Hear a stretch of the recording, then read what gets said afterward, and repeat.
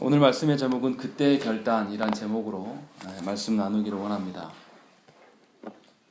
오늘 읽은 우리 본문은 그 모세의 일생을 그려 나가고 있습니다. 물론 그 뒷부분까지도 계속 그 모세의 일생이 등장합니다. 그런데 이 스데반이 이스라엘의 역사를 언급해가면서 지금 설교를 하고 있는데요. 모세에 대한 기록이 17절부터 40 몇 절까지 계속 이어진 굉장히 많은 분량을 모세에게 할애하고 있습니다. 이 스데반 집사가 무엇 때문에 지금 이 모세에 대한 언급을 길게 하고 있는 것일까? 그의 설교 중에 굉장히 많은 분량이 모세에 대한 이야기인데 무엇 때문에 이렇게 모세 이야기를 하고 있는가가 매우 중요합니다. 스데반이 무엇 때문에 고소를 당했습니까? 예수 그리스도를 증거함 때문에, 예수 그리스도의 그 증인이었기 때문에 그가 고소를 당하고 있었습니다. 그래서 스데반은 유대 종교 지도자들이 그리스도에 대한 그 오해가 무엇인지를 밝혀주기를 원했습니다. 종교 지도자들이 그리스도를 바라보는 시각이 분명히 오류가 있었고 오해가 있었음을 지적하고 그들을 예수 그리스도께 순종케 하게 함으로 말미암아서 그들에게 구원의 길을 제시하고자 원했다라는 것이죠. 그래서 이 스데반 집사가 모세를 통해서 말하고 싶었던 이야기는 뭐냐면 너희가 모세에 대한 언급을 하는 것들, 너희가 모세를 존경하는 것인데 이 모세는 사실을 예수 그리스도를 드러내기 위한 모형으로서 있는 자다라는 것을 설명하고 있는 것입니다. 우리 6장에서 분명하게 이 6장 11절 말씀 보면 사람들을 매수하여 말하게 하되 이 사람이 모세와 하나님을 모독하는 말을 하는 것을 우리가 들었노라 하게 하고 라고 되어 있어요. 그러니까 이 유대 종교 지도자들이 모세에 대해서 매우 민감한 자들이고 모세의 그 권위를 굉장히 인정하는 자들임을 스데반이 알고 있었기 때문에 사실은 이 모세가 너희도 잘 알고 존경하는 그 모세가 사실은 예수 그리스도를 예표하기 위한 인물이었다라는 것을 증거해 보이기 위해서 지금 이 오늘 말씀을 이야기하고 있는 것입니다. 그래서 오늘 말씀의 초점이 바로 이 모세가 어떻게 예수 그리스도와 닮아 있고 모세가 어떻게 그리스도를 따라 살아가는가를 보는 것이 우리의 초점입니다. 자, 오늘 본문에 보면 이상하게 때에 대한 이야기, 시간에 대한 이야기들이 많이 등장합니다. 17절 말씀 보시면 하나님이 아브라함에게 약속하신 때가 가까우매 라고 이런 때가 되어서 하나님이 이렇게 하셨다 라고 이렇게 기록하고 있고 또 20절에도 그때에 모세가 났는데 그때가 어떤 때냐면 이 아이들이 죽어야 될 그 상황 그때에 모세가 났다라고 이야기하고 있고 그리고 23절에 보면 나이가 40이 되매라고 되어 있어요. 나이 먹어지는 것은 우리가 원하는 대로 되는 게 아니라 하나님께서 주도하시니까 먹어지는 거죠. 그래서 하나님의 주도권 하에서 지금 시간이 흘러가고 있다. 그때 무슨 사건이 일어났다라고 되어 있는 것이고 또 30절 우리가 읽지 않았지만 30절에도 보면 40년이 참해라고 되어 있어요. 지속해서 스데반이 무슨 이야기를 하고 있냐면 모든 인생은 특별히 하나님께서 택하여서 쓰고자 하는 자의 인생 그가 누구냐면 모세인데 이 모세는 날 때부터 하나님의 계획 속에 있었다. 어떤 계획이냐면 아브라함과 약속한 것을 이루기 위한 계획으로서 모세를 예비해 두셨다. 그리고 때가 되었을 때 나았을 때 40이 되었을 때 또 40이 흘러서 80이 되었을 때 하나님이 그에게 어떻게 일하시고 역사하심으로 말미암아서 이 아브라함 이스라엘 전체에 하나님의 언약이 실현되어져 왔다. 그래서 너희들이 오늘 존재하는 것이다 라는 것을 지금 알려주고 있다는 것이죠. 예수께서도 이 땅에 오실 때에 어떻게 했습니까? 아무런 준비 없이 오신 것이 아니라 세례 요한을 통해서 미리 준비케 하시고 때가 되었을 때에 이 땅에 오셨습니다. 이처럼 모세는 예수 그리스도를 예표하는 인물로서 여러 가지 증거가 오늘 본문에 드러납니다. 분명하게 하나님께서 당신의 언약을 실행하기 위한 측면으로서 이 모세를 활용하고 있고 그 언약의 완성자로서 예수 그리스도께서 훗날에 오셨음을 확실히 알 수밖에 없도록 설명을 하고 있는 것입니다. 그래서 그 증거가 이제 하나하나 살펴야 되는 것이죠. 먼저 20절 말씀 우리 한번 읽어보시겠습니다. 20절 읽겠습니다. 시작. 그때 모세가 그의 아름다운지라 그의 아버지의 집에서 4달 동안 길르더니. 예, 모세가 태어날 그 당시의 정황이 어떠했습니까? 19절을 읽어보시면 그가 우리 족속에게 교활한 방법을 써서 조상들을 괴롭게 하여 그 어린 아이들을 내버려 살지 못하게 하려 할세라고 되어 있어요. 하필 이 모세가 태어날 때가 어떤 때냐면 모든 태어난 사내 아이들을 2살 아래의 사내 아이들을 다 죽이라는 명령 가운데서 태어나자마자 죽이라고 하는 그 명령 가운데서 이 모세가 태어났습니다. 왜 하나님은 당신이 쓰시고자 하는 그 종을 이런 사망 가운데서 그를 불러 세우십니까? 이 부분이 우리가 이해되지 않아요. 그런데 모세만 그런 것이 아니라 예수 그리스도도 그러셨어요. 예수 그리스도도 어떻게 하셨습니까? 동방 박사들이 예수를 경배하러 왔을 때 헤롯에게 방문했었을 때 그 헤롯이 어떤 감정을 느낍니까? 이스라엘의 왕이 난다는 소리를 듣고 나니까 이 사람이 위협을 느꼈어요. 그래서 어떻게 하냐면 동방 박사에게 너희들도 경배하고 나면 꼭 나한테 알려주라 라고 이야기를 합니다. 그러나 알려주지 않고 가버리죠.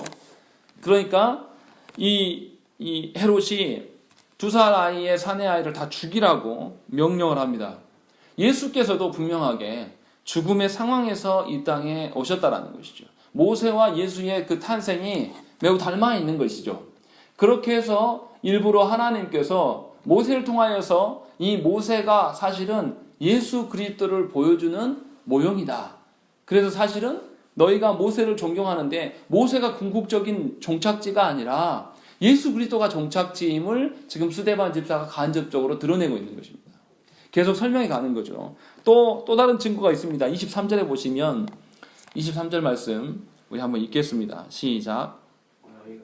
나이가 40이 되매 그 형제 이스라엘 자손을 돌볼 생각이 나니. 예, 23절에서 모세는 40이 되었을 때에 형제 이스라엘 자손을 돌볼 생각이 났다고 기록하고 있습니다. 동일한 언급이 예수 그리스도 그 탄생 기사에도 나타납니다. 누가복음 1장 68절에 보면 찬송하리로다 주 이스라엘의 하나님이여 그 백성을 돌보사 속량하시며 라고 되어 있는 것이죠. 예수께서는 원래부터 돌아보시고 속량하시기 위하여서 이 땅에 오셨다라는 것을 밝혀두고 있는 것이고, 인간 모세는 태어날 때부터는 알지 못했지만 그가 40이 되었을 때에 자신의 자손을 돌아볼 생각을 하나님께서 하셨다라고 되어 있는 것이죠. 그러니까 하나님께서 노예로 살아가는 이 이스라엘 백성들에게 그들을 해방시켜주고 풀어주시고 고쳐주셔서 자유케 하시기 위하여서 이 모든 과정들을 모세를 통해서 이뤄가기 위하여서 하나님께서 행하시고 계심을 알 수 있다는 것이죠. 동일하게 하나님께서는 예수 그리스도를 통해서 죄 가운데서 사탄의 노예로 세상에 그 썩어져갈 문화에 젖어 살아가는 우리들을 위하여서 이 이스라엘을 구원하기 위하여서 이 땅에 오셨음을 우리가 알 수 있다는 것이죠. 그러니까 모세가 이스라엘을 구원하는 그 구원자로서의 하나님의 쓰임 받는 것과 예수 그리스도께서 하나님의 택한 백성들을 구원하시기 위해 오신 모형이 매우 닮아 있다는 것이고, 이 말씀을 들은 사람이라면 히브리인이라면 유대인이라면 분명히 이 말씀을 듣고 서서히 감이 올 수밖에 없다는 것이죠. 또 계속 나오는 이야기가 뭐냐면 25절 말씀 우리 한번 읽겠습니다. 25절 읽겠습니다. 시작. 그는 그의 형제들이 하나님께서 자기의 손을 통하여 구원해 주시는 것을 깨달으리라고 생각하였으나 그들이 깨닫지 못하였더라. 예, 모세는 그 애굽의 왕자였습니다. 요세푸스의 기록에 보면 모세가 그 에티오피아가 당시에 굉장히 강력한 나라였는데 에티오피아의 전쟁에서도 승리를 경험한 장수였어요.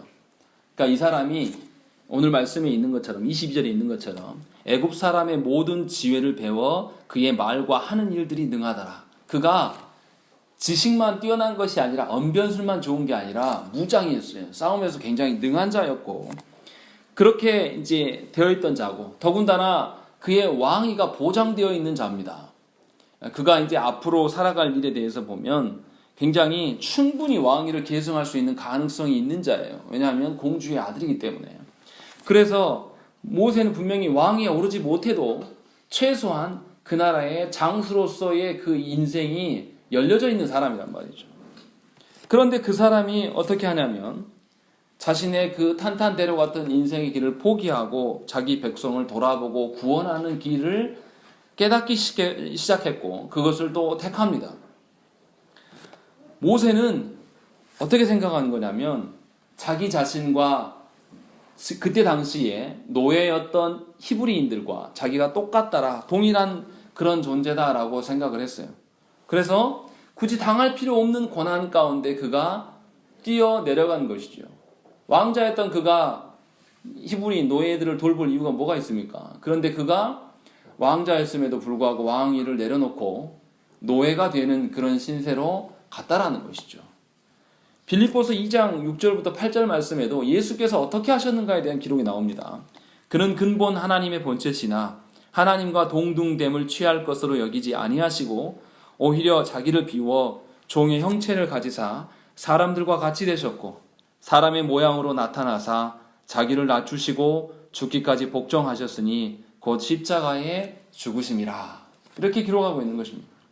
예수 그리스도께서 사람 되심은요, 우리가 사람이기 때문에 별 큰 문제가 아닌 것으로 보여집니다. 그러나 여러분들에게 전에도 제가 비유를 들어서 말씀드렸지만 구더기를 구원하기 위해서 여러분들에게 구더기가 되라고 한다면 여러분은 아마 안 할 겁니다. 예수 그리스도께서 인간 되심은 우리가 구더기 된 것보다 더 수치스러운 일이에요. 그렇게 예수 그리스도는 하나님이셨음에도 불구하고 하나님의 지위를 포기하시고 인간 되어주심으로 말미암아 우리와 동등한 존재가 되어주셔서 우리를 구원하시기 위해서 이 땅에 오셨다라는 것이죠. 모세를 예수 그리스도에게 비교할 수는 없지만 이 모세를 통해서 예수 그리스도가 연상되어지는 것은 이 스데반의 설교의 능력이에요. 예수 그리스도는 하나님의 본체셨고 인간의 모양을 취하심으로 그냥 인간이 아니라 죄 있는 인간들의 곁으로 오셔서 육신의 모양을 취하심으로 말미암아 하나님이시기 때문에 시험 받으실 필요도 없는 시험을 당하시고 우리 가운데 오셨다라는 것이죠. 그래서 예수 그리스도의 인생 가운데 한결같이 시험의 연속이었던 것을 우리가 알 수 있다는 것입니다. 모세 역시도 그의 그 자리를 내려놓고 하나님께서 명하신 자리, 히브리인의 자리로 그가 내려갔고, 그러나 자신이 그렇게 생각하고 그렇게 이해한 대로 이 히브리인들이 알아줄 것으로 알고 갔지만 히브리인들이 깨닫지 못하였다라고 성경은 기록하고 있습니다. 그래서 그가 낮아진 자리에 갔음을 우리가 알 수 있는 것이죠. 그리고 이 모세가 무슨 일을 당합니까? 자기하고 동일시했던 그 노예들로부터 무시를 당합니다. 27절과 28절 말씀 한번 보시겠습니다. 읽겠습니다. 시작. 그물을 치는 사람이 모세를 들여 이르되 누가 너를 관리와 재판장으로 우리 위에 세웠느냐? 내가 어제는 애국 사람을 죽임과 같이 또 나를 죽이려 하냐 하니. 예, 분명하게 모세는 하나님께서 이 이스라엘 백성들을 자기 손을 통해서 구원케 하실 것이라는 것을 깨달았고 이들도 알 것이라고 생각하고 그들의 자리로 내려갔어요. 그런데 모세가 당하는 것은 뭐냐면 이 동족 이스라엘을 통해서 고난을 당할 수밖에 없는 지경에 이르렀습니다. 노예였던 히브리인이 상식적으로 좀 말이 안 되는 부분이 분명히 있습니다. 노예였던 히브리인이 모세를 몰랐을까? 이 부분이 분명히 있어요. 그리고 왕자로 살았을 때에 그가 또 싸움에 능한 장수였단 말이죠. 그러면 그에게서 품어 나오는 어떤 기쁨이나 이런 것들이 분명히 있었을 텐데 이 히브리인이 제정신이 아닌 것이죠. 그냥 겉모습만 봐도 자기하고 다르다라는 걸 알 텐데 도리어 어떻게 하냐면 네가 누가 너를 우리의 관리와 재판장으로 세웠냐, 왕자한테 이 이야기를 하고 있는 것입니다. 그러면서 이 모세의 약점을 드러내면서 너 애굽인 죽였잖아. 너 그거 내가 고발할 거야. 라고 이렇게 이제 협박을 합니다. 이게 상식적으로 좀 이해되지 않는 부분이 분명히 있습니다. 상식을 넘어서는 히브리인의 그 대적, 상식을 넘어서는 그 동족의 그 배척, 이것이 지금 이 모세가 처해 있는 국면이에요. 모세가 받는 대접이란 말이죠.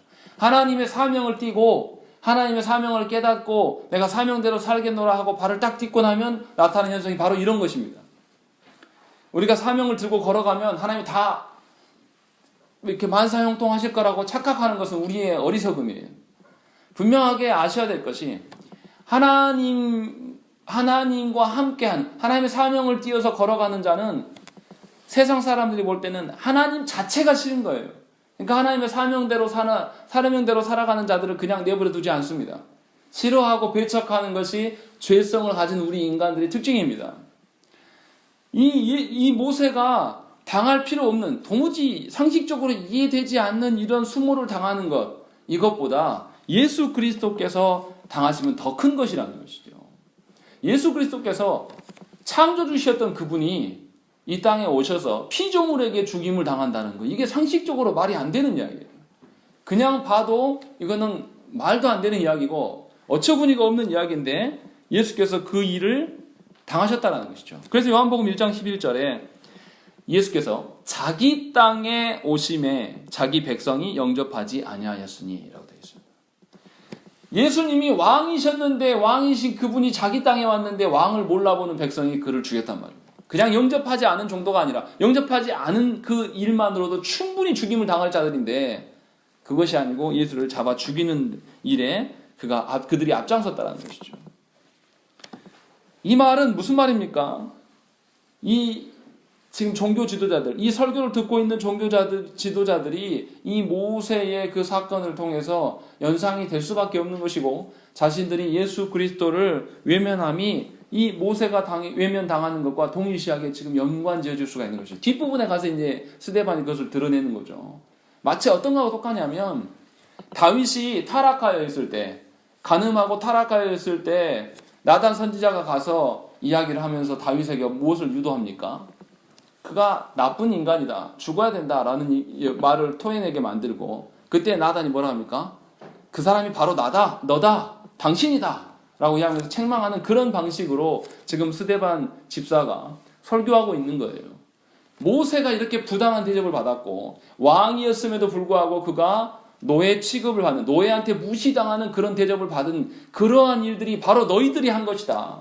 바로 너희들이 바로 이러한 히브리인의 후손이다 라는 것을 강조하면서 이제 알려주었다라는 것이죠. 세상은 그렇습니다. 하나님 뜻대로 살지 아니하는 자들, 교회 안에 있는 자들 중에도 그래요. 하나님 말씀대로 살지 아니하는 자들은 하나님을 싫어하고 배척합니다. 그것이 우리의 죄성이에요. 그래서 하나님 말씀대로 결단하고 살려고 하는 자들에게 누가 괴롭힙니까? 멀리 있는 교회 밖에 있는 사람들이 그를 괴롭히고 방해하지 않아요. 내가 말씀대로 살려고 하면 누가 나를 괴롭혀요? 가장 인근에 있는 가장 나와 살부치들이 나를 괴롭히는 거예요. 그래서 우리가 결단하자마자 작심삼일이 안 가는 거예요. 결단했지만 바로 나가자마자 당하는 것은 뭐냐면 우리가 수모와 멸시와 고난이에요. 말씀대로 살려고 개혁을 하려고 하면 누구부터 이야기하냐면 주변에 있는 같은 나와 동일한 자들이 먼저 이야기를 해요. 목사님, 제가 한국교회 개혁합시다, 개혁해야 됩니다 라고 이야기하면 무슨 이야기가 들려오냐면 너만 잘났다, 너나 잘하고 이야기해, 이런 이야기부터 들으면 힘이 빠지는 거죠. 또 성도들이, 여러분들이 결단하고 하나님 뜻대로 살려고 하면 여러분들의 배우자가 여러분들을 힘들게 하고 여러분들의 자녀들이 여러분들을 힘들게 해요. 모르는 남들, 하나님 모르는 교회 밖에 있는 사람들이 우리 힘들게 하는 게 아니라 같은 동족이며 같은 혈족들이 우리를 힘들게 하는 것이 사실입니다. 그러나 분명히 우리 알아야 될 것이 무엇이냐, 예수께서는 우리의 당한 것보다 훨씬 큰 고통 속에서도 자신의 사명을 끝까지 완수해 나가셨다는 것이죠. 예수께서는 그 일들을 포기하지 않으시고 묵묵히 그 일들을 걸어가셨다는 것이죠. 이 종교 지도자, 유대의 그 사내들인 공의의 사람들은 이것을 이해하지 못했습니다. 그래서 그들은 모세는 자랑할 줄 알았어요. 그래서 모세를 자랑했습니다. 그런데 모세가 드러내고자 하는 인물이 누구냐면 바로 예수 그리스도인데 예수 그리스도는 알아보지 못했다는 것이죠. 그래서 예수 그리스도를 증언하는 스데반을 고소하고 비방하게 이르렀다는 것입니다. 이게 말이 되는 이야기입니까? 모세가 드러내려고 하는 것이 바로 예수 그리스도인데 어떻게 된 것이 예수 그리스도는 부인하고 모세는 높이는 이런 말도 안 된 터무니없는 일들이 그들 가운데 드러난다는 것이죠. 마치 우리에게 하나님께서 우리를 창조해 주시고 우리 안에 육신을 주시고 우리에게 걸어갈 수 있는 피조 세계를 다 세팅해 주셨어요. 그 피조물 가운데 하나는 여러분의 자식과 여러분의 배우자와 여러분의 가정이에요. 하나님 그것을 다 주셨는데 주신 하나님을 바라보는 게 아니라 주신 것에 취하여서 하나님을 보지 못하는 것과 동일하다는 거죠. 하나님이 주신 자녀가 우상이 되고 하나님이 주신 배우자가 우상이 되어서 거기 쳐다보느라고 하나님을 보지 않는, 그것을 높여드리는 데는 열심을 내지만 하나님을 높이는 것은 저 멀리 던져버리고 하나님을 외면하며 살아가는 우리의 모습이 마치 지금 사내들의 공의 모습과 똑같이 닮아있다는 것이죠. 저와 여러분들 중에 이것을 부인할 수 있는 자가 누구입니까? 저와 여러분들 중에 이것에서 완전히 자유하여서 나는 하나님이 주신 것을 다시금 하나님께 돌려드립니다라는 심정으로 살아가는 자가 과연 우리 중에 몇이나 있습니까? 우리는 하나님의 주신 것에 취해서 그것을 우상 삼으면서 그것을 높이느라고 우리 인생을 허비하고 그것으로 고민하고 그 문제로 인하여서 휩싸여서 하나님을 아예 보지도 않습니다. 스데반 집사는 지금 사내들은 공의회원들에게만 이 이야기를 하고 있는 것이 아니라 바로 저와 여러분들에게 지금 그 이야기를 하고 있는 거예요. 왜 하나님이 주신 것들을 우상 삼느냐? 왜 하나님의 주신 것들에 취해서 정작 예수 그리스도를 보지 못하고 성령 하나님께 집중 못하고 있는가? 이것을 우리에게 묻고 계신다는 것이죠. 그런 점에서 오늘 이 말씀 우리는 매우 뼈아프게 들어야 돼요. 얼마나 이것이 무리한 일인가? 얼마나 우리가 지옥 백성일 수밖에 없는가? 이 부분에서 우리 자신을 점검하며 하나님께 서야 된다는 거예요. 여러분, 하나님께서 주신 것 안에서 여러분들에게 귀중한 것이 무엇입니까? 또 하나님께서 주시지 않음으로 말미암아서 남들은 있는데 내가 없어서 괴로워하는 것이 또 무엇입니까?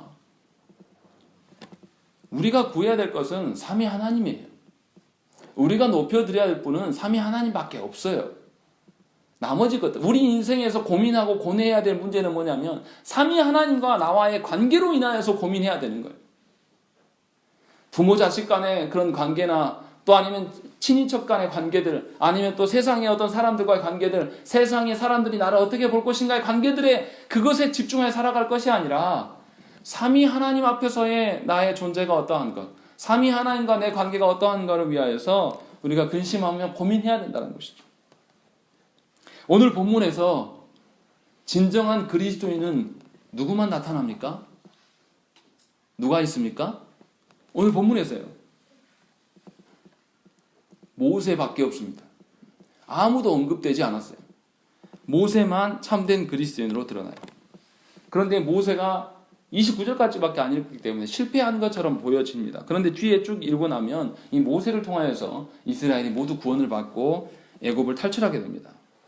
이렇게 이 모세는 예수 그리스도를 드러내는 모형으로 서 있는 것이고, 이 유대인들의 후손은 모세를 모른다 부인할 수 없는 것이고, 모세를 안다라면 그리스도를 알 수밖에 없는 것이죠.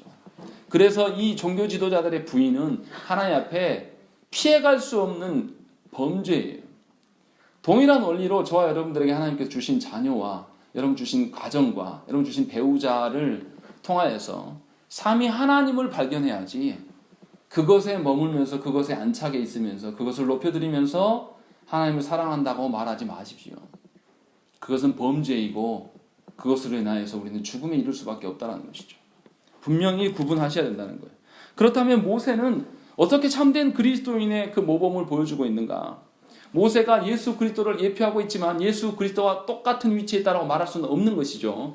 그래서 이 모세를 통해서 그리스도인의 모습이 무엇인지를 잠깐 살펴보셨으면 좋겠습니다. 먼저 우리가 기억하셔야 될 게, 신앙생활 하면서 어느 누구도 그냥 가만히 있으면 저절로 그리스도인이 되는 경우는 없습니다. 그냥 아무런 우리가 노력하지 않고 그냥 세워라 내워라 그렇게 살았는데 저절로 성화되고 그리스도인이 되는 분이 있습니까? 없어요. 특별히 그리스도인들은 이 선택의 기로에 서야 될 상황이 굉장히 많습니다. 그리스도인이 되기 위해서는 결정해야 될 일들이 상당히 많습니다. 결정의 정도는 다르지만 양자택일해야 될 상황들이 늘 발생하게 되는 것이고 거기에서 선택을 해야 됩니다. 이렇게 말하면 이렇게 말하는 분들이 또 있어요. 아니요 목사님, 나는 선택 안 했어요. 내가 선택한 게 아니라 나 엄마 뱃속부터 엄마가 믿어가지고 예수 믿었어요. 이런 모태신앙인들이 이렇게 말할 수 있을지 모르겠습니다. 그런데 처음부터 그리스도인이었던 자가 어디 있습니까? 모태신앙들은요, 그냥 습관에 젖어서 살아가지만 그것으로 구원받지 못해요.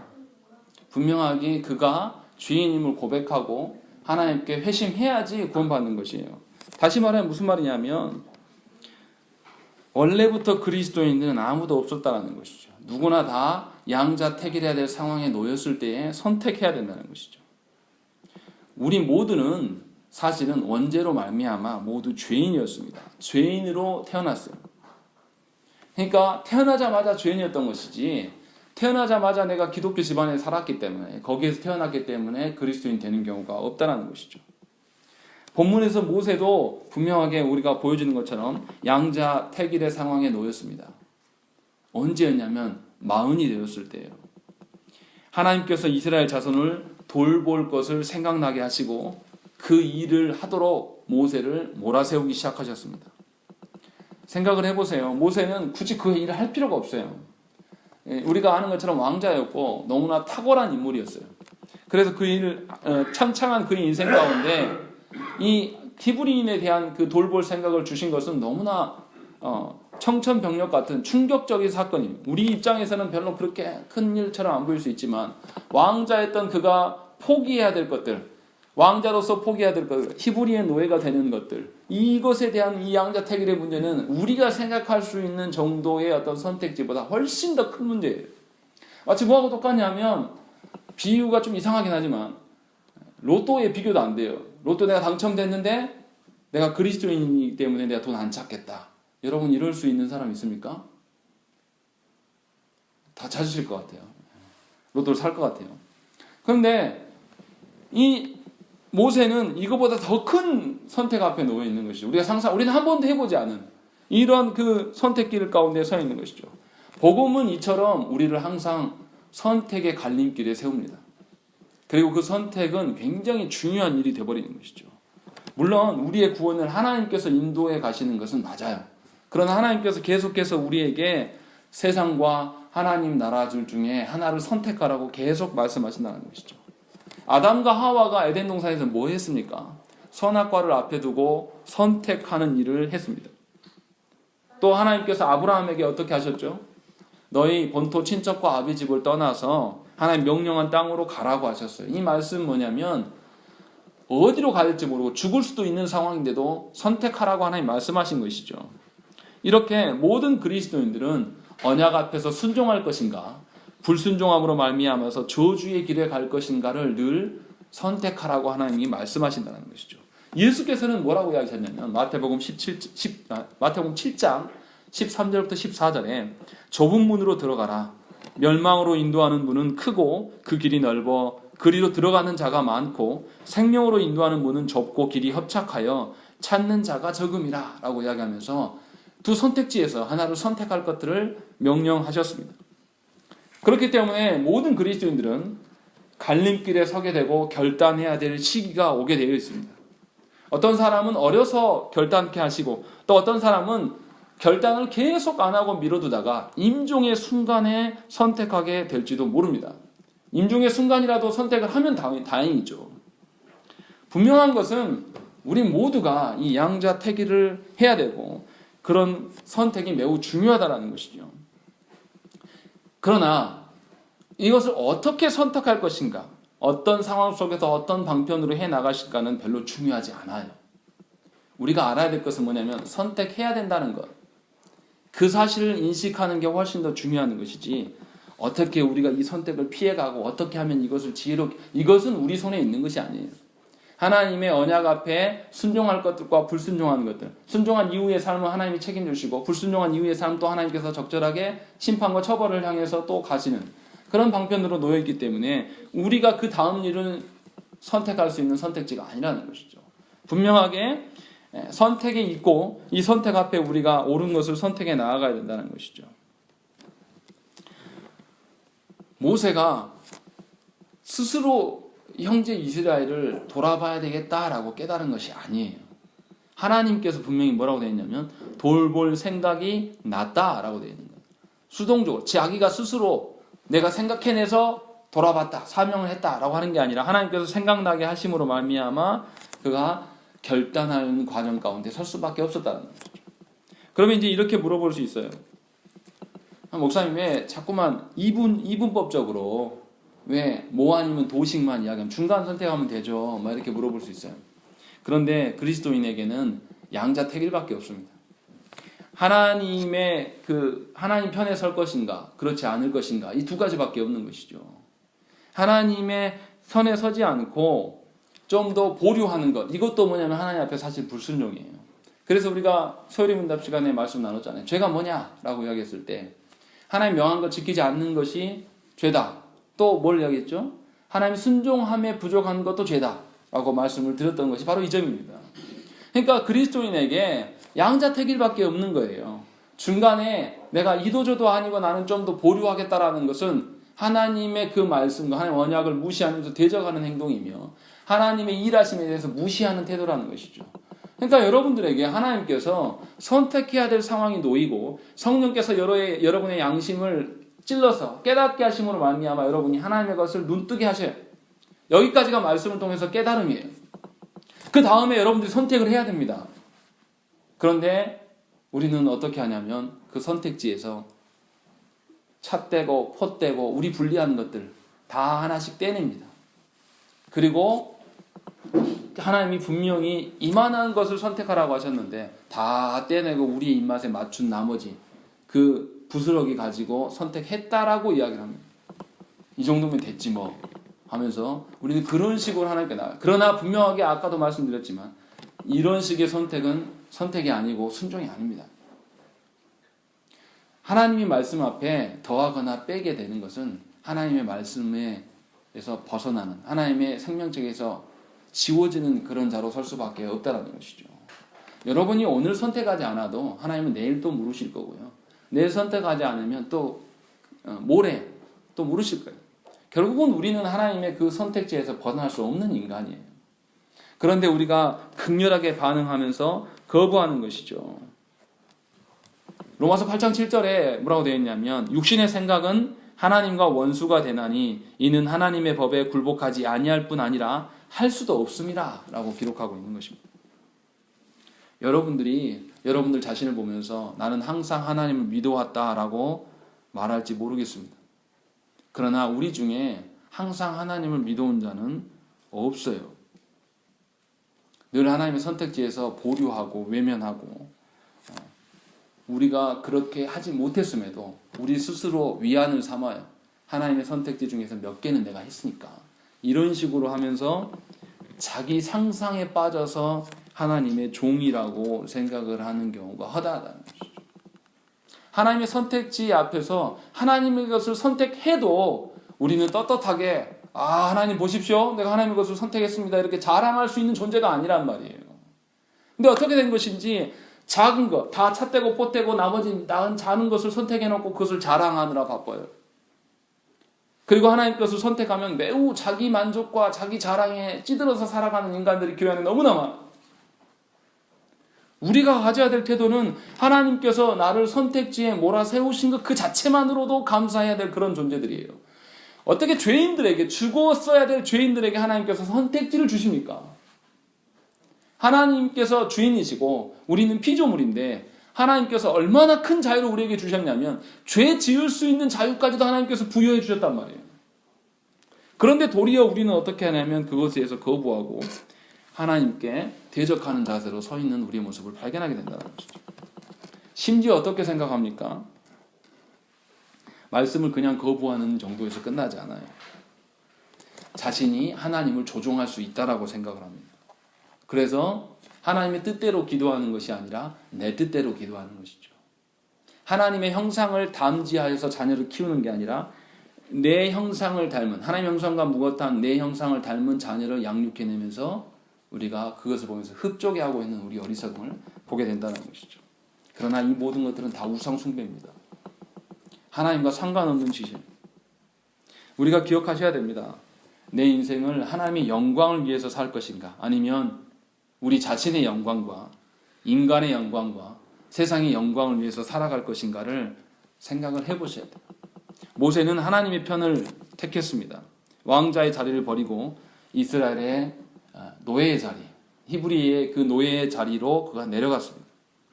모세는 자신이 누구인지를 정확히 깨달았습니다. 자신이 애굽의 왕자가 아니라 이스라엘 자손 중에 한 사람임을 그가 깨달았다는 것이죠. 저와 여러분들이 세상 속에서 어떤 한 사람이 아니라 교회 안에서의 한 영혼임을 여러분들이 기억하셔야 된다는 것이죠. 삶에서 가장 중요한 것이 무엇입니까? 내가 누구인가를 아는 것입니다. 자신이 누구인지를 발견한 모세는 하나님의 의와 공의를 깨닫기 시작했습니다. 그래서 어떻게 합니까? 자기를 깨닫고 공의를 실현하기 위해서 학대받는 그 노예를 위하여서 애굽인을 쳐 죽였습니다. 그리고 다음 날도 하나님의 공의를 실현하기 위해서 동족끼리 싸우는 현장 가운데 나아갔습니다. 중재하려고. 그런데 어떻습니까?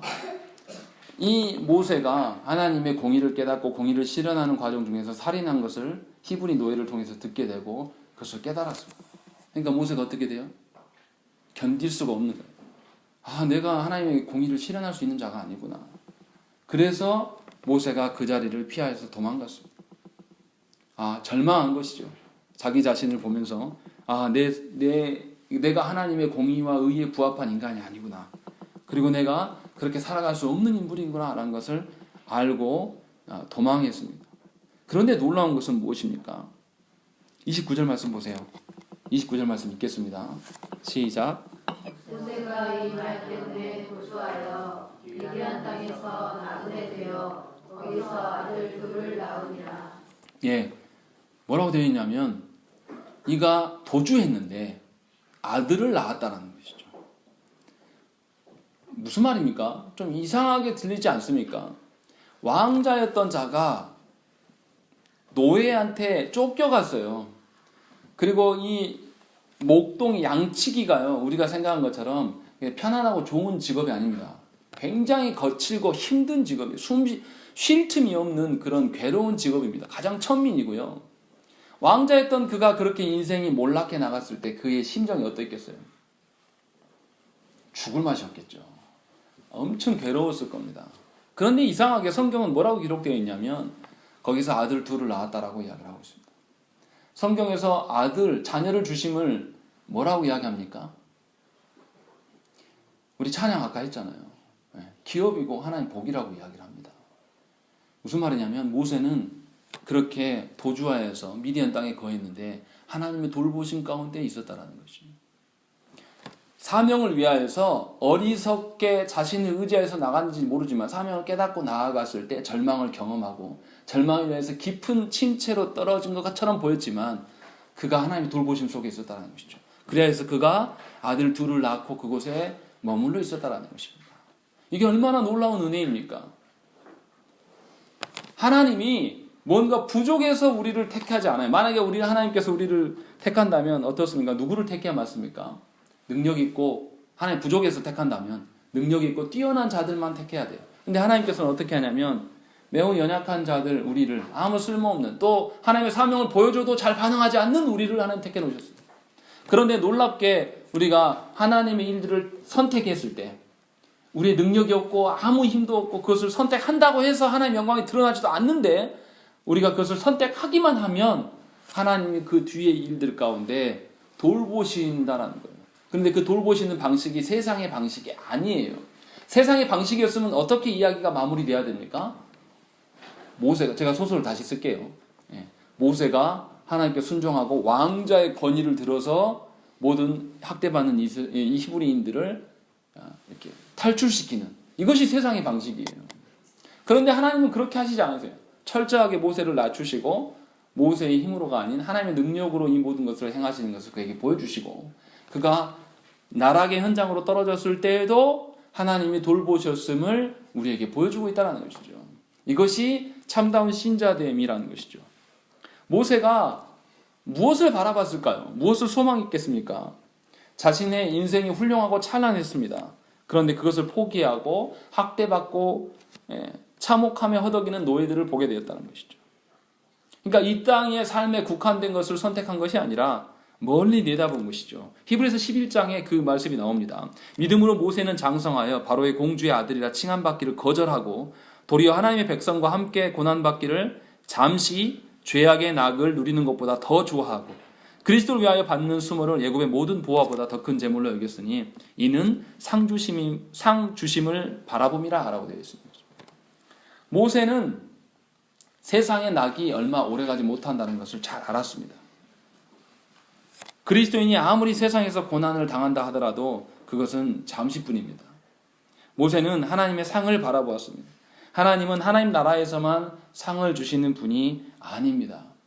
현세에도 상을 주셔서 우리를 돌보시는 분이에요. 그래서 모세에게 인생의 나락으로 떨어진 모세에게 하나님께서는 아들을 주시고 그 아들을 주셨다는 것은 그가 죄로부터 자유하여서 평안을 누리게 하셨다는 것이죠. 그래서 그의 삶 가운데 몰락해져 가는 그의 삶 가운데 하나님의 돌보심이 분명히 있었음을 우리가 알아야 돼요. 스데반 집사는 이 사내들인 공의의 종교 지도자들에게 모세가 드러내는 분이 바로 예수 그리스도이심을 설득하고 있습니다. 그리고 이 일로 인하여서 스데반은 어떻게 됩니까? 죽음을 피할 수 없게 됩니다. 그러나 놀라운 것은 뭐냐면 스데반의 죽음으로 말미암아서 복음이 온 땅에 퍼지는 계기가 되는 것이죠. 이때부터 이 핍박이 심해짐으로 말미암아 예루살렘 성도가 예루살렘에 머물 수 없게 되었고 예수님께서 말씀하신 대로 예루살렘과 사마리아와 온 유대와 땅끝까지 계속 복음이 퍼져가는 시작점이 이 스데반 집사의 설교로부터 시작되었음을 우리가 알 수 있다는 것입니다. 무슨 말씀이냐면 하나님의 그 일, 하나님의 자녀로 살아가는 것은 세상 속에서 핍박과 고난을 면할 수 없습니다. 분명히 핍박을 당할 수밖에 없는 것이죠. 그러나 그 핍박은 오래가지 않고 우리의 그 바른 선택은 하나님께서 보신다는 것이죠. 우리는 아무것도 한 것이 없고 그냥 선택만 한 것뿐인데 하나님께서 나머지를 이뤄 가시면서 우리 가운데 하나님의 진정한 그리스도로 말미암은 진정한 자유를 주시고 평안을 주시는 그런 역사를 우리에게 보여주신다는 것이죠. 반면에 하나님의 선택을 택하지 못한 이 이스라엘, 이 히브리인들이 어땠습니까? 모세를 보내주신 하나님을 알아보지 못하고 모세에 대해서 대적했어요. 그 결과가 어떻게 됐죠? 40년간 더 노예 생활을 한 겁니다. 사실 그때 순종하고 모세를 알아보고 그들이 하나님의 뜻에 나아갔다면 그때 구원받았을 거예요. 그런데 이들이 모세를 대적하고 나아갔을 때 어떻게 됐어요? 40년이나 더 노예 생활을 하게 되는 것이죠. 그것이 그들의 선택지였고 그들이 그러한 고통과 수치의 나날들을 보여주고 있다는 것입니다. 하나님께서 주신 인생을 우리가 낭비해서는 안 되겠습니다. 하나님께서 베푸시는 평안과 복된 삶은 우리가 상상할 수 없는 방식으로 우리 가운데 실현되기 때문에 그것을 계산할 필요도 없고 그것을 우리는 그저 기대하면 되는 것입니다. 모세가 바로 그랬습니다. 모세 자신이 왕자에서 노예 신부로 전락하게 되고 자신이 양치기 정도의 수준의 그 인생을 그렇게 살리라고 누가 알았겠습니까? 그리고 40대에 궁전을 떠나서 40이면은 제 이제 연령대예요. 그때 일 안 해본 애가 나가서 막노동, 중노동을 해야 됐을 때 얼마나 고통스럽고 거기에 적응하는 데 얼마나 힘들었겠어요. 그것도 늙어가는 나이인데 현대인의 40도 아닌데 80세까지 그러고 살았어요. 노인이란 말이에요. 여기에서 80세 되면 아무도 없잖아요. 80세 때 하나님 다시 부릅니다. 아마 80에 이르렀을 때 모세의 생각은 이랬을 거예요. 나 이제 끝났다. 나는 여기서나 하나님 잘 섬기고 그냥 그러고 살다 가야지 라고 생각했을 가능성이 매우 높습니다. 그러나 하나님은 놀랍게 80세에 그를 부르세요. 노인, 아무런 희마리도 없고 아무리 그가 학식이 뛰어난다고 해서 뭐 목소리가 크겠습니까? 뭐 뭘 잘하겠습니까? 이제 노인네가 됐는데. 근데 하나님께서 그런 그를 부르셔서 하나님 구원의 그 경험을 맛보게 하시는 것이죠. 그리고 성경에서 분명히 기록합니다. 모세 같은 이가 이제는 없을 거다. 하나님이 인정하신 자로 서게 되는 것이죠. 그러니까 저와 여러분들이 그리스도인이 된다는 것이 무엇인지를 한번 다시 묵상해 보시기 바랍니다. 세상의 논리와 이치로 설명되지도 않고 설명할 수도 없습니다. 그러나 분명하게 하나님께서는 이상하게도 우리를 택하셔서 하나님의 일들을, 하나님의 사명을 보여주시고 우리를 선택지 가운데 내몰고 계신다는 것이, 이것이 은혜입니다.